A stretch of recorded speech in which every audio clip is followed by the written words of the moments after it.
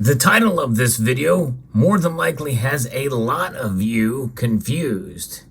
I'll try to make sense of it all, so stay tuned as we explore.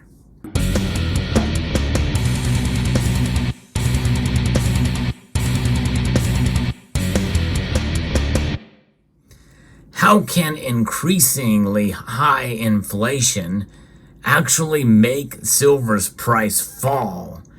It seems like it should be the opposite, but nonetheless, that's a reality that we must face and will face, especially if some of the data that is expected to come out soon comes to fruition. If you enjoy videos like this where I talk about the fundamentals and also talk about the news with regards to silver, gold, and other precious metals, I hope you will consider subscribing to the channel. And also pressing that thumbs up button down below helps tremendously. So what's going on here? Why in the world would silver prices drop if inflation continues to rise? Well, before we answer that question in full, let me just set this up for you. Silver is in a late summer slump right now. For multiple days in a row, silver's price has fallen, and fallen notably by about 1% per day, or a little bit more, almost 2% some days. As I record this video, which is just as the markets have closed, silver is barely hanging on at $23 an ounce.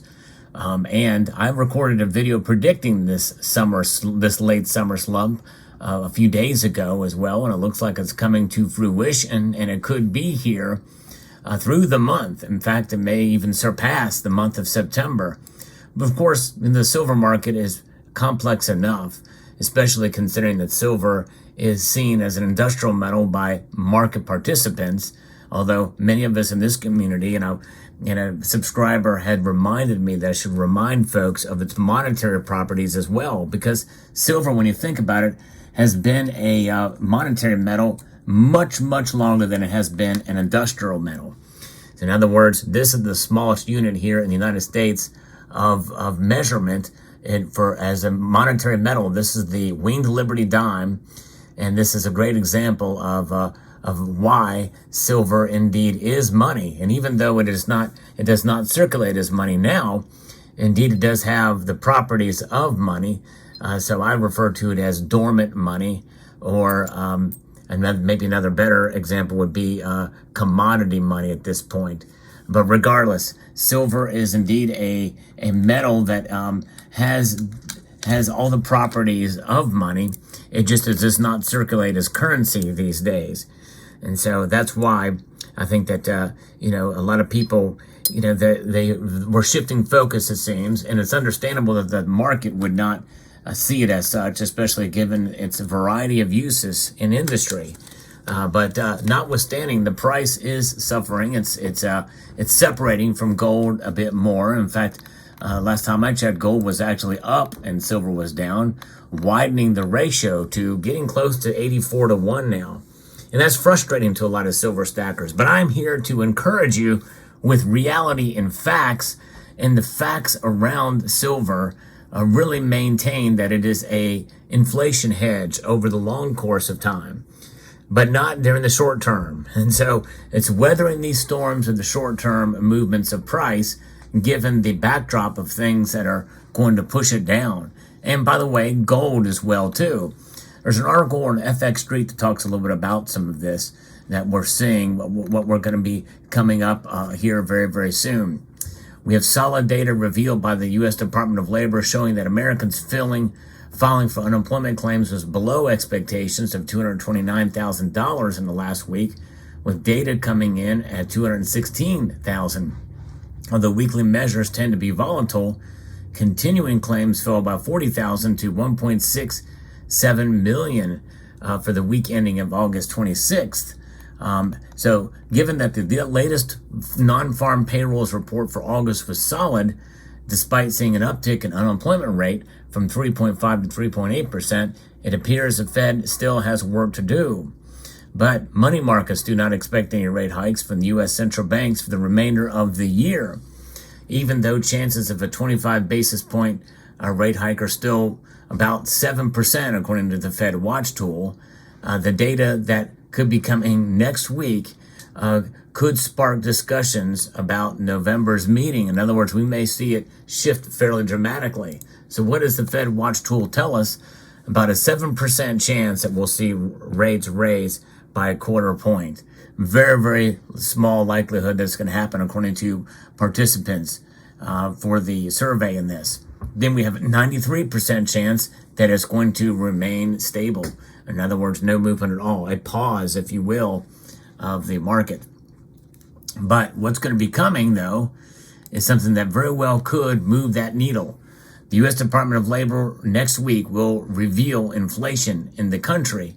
The Consumer Price Index for August is expected to come in at 3.4%. That's right, 3.4% year over year.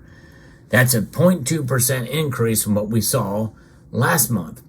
So let that sink in for a moment, because we saw a 0.2% increase for the month prior as well. Inflation is steadily going up if the expectations come in as such.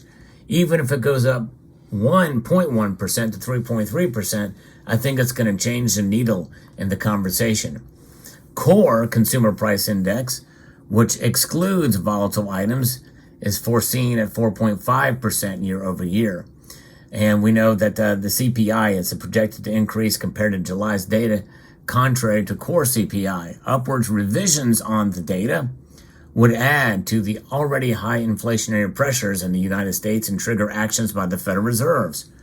We know that we should be aware that policymakers will enter into blackout period over the weekend, and these signals must be viewed as a pinch of salt, as next week's data could trigger a change in direction of the U.S. Central Bank. If the data suggests further tightening is needed, in other words, we start to see that needle shift, and we start to see it move up into the 50% category, or close to 50%, then likely we're going to see gold and silver suffer immediately because of it. Silver especially, I think, will be hit harder.